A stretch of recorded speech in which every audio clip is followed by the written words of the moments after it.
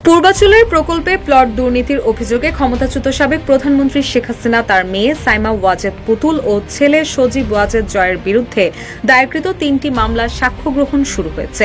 আজ আদালতে সাক্ষ্য দেওয়া বাদীরা সরাসরি জানান, এই প্লট বরাদ্দে শেখ হাসিনা তার ক্ষমতার অপব্যবহার করেছেন। যদিও পলাতক আসামিদের কারণে সাক্ষীদের জেরা সম্ভব হয়নি, দেশজুড়ে আলোড়ন সৃষ্টি করা এই মামলাগুলোতে উঠে এসেছে উচ্চ পর্যায়ের দুর্নীতির চিত্র। মামলার অভিযোগে বলা হয়েছে, শেখ হাসিনা প্রধানমন্ত্রী হিসেবে দায়িত্বরত ও বহাল থাকা অবস্থায় নিজ ক্ষমতার অপব্যবহার করেছেন। তিনি পরস্পর যোগ সাজস্যে নিজেরা লাভবান হওয়া ও অন্যকে লাভবান করার অসৎ উদ্দেশ্যে পূর্বাঞ্চল আবাসন প্রকল্পের অতি মূল্যবান কূটনৈতিক এলাকায় ২৭ নং সেক্টরের ২০৩ নম্বর রোডের ৯ নম্বর প্লট নিজ নামে দখল ও রেজিস্ট্রি করেছেন। শেখ হাসিনা তার ছেলে ও মেয়ের নামে, বোন রেহানা এবং বোনের ছেলে মেয়ের নামে আলাদা আলাদা প্লট পেয়েছেন। এরপর এসব প্লট তাদের নামে রেজিস্ট্রি করিয়ে প্রকৃত দখলও গ্রহণ করেছেন।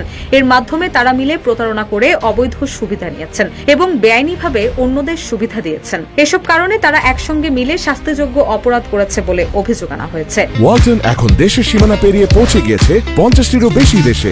ওয়ালটন, ঘরে ঘরে বিশ্বজুড়ে।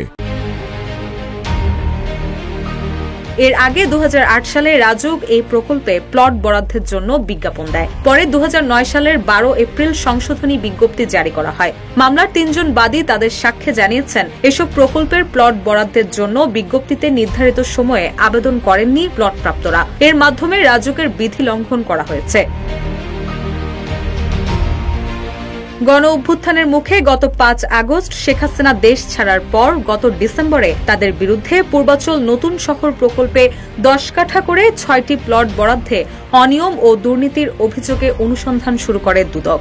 এরপর চলতি বছরের ১২ জানুয়ারি প্লট বরাদ্দের ক্ষেত্রে ক্ষমতার অপব্যবহার ও অনিয়মের অভিযোগে পুতুলের বিরুদ্ধে প্রথম মামলা করে দুদক। পরদিন শেখ রেহানা ও তার ছেলেমেয়েদের বিরুদ্ধেও মামলা করে সংস্থাটি। পরে ১৪ জানুয়ারি শেখ হাসিনা ও সজীব ওয়াজেদ জয়ের বিরুদ্ধে মামলা করে দুদক। এসব মামলায় শেখ হাসিনার পরিবারের সদস্য ছাড়াও আরও ১৬ জনকে আসামি করা হয়েছে। রুশা সুর, নিউজ ডেস্ক, ইত্তেফাক।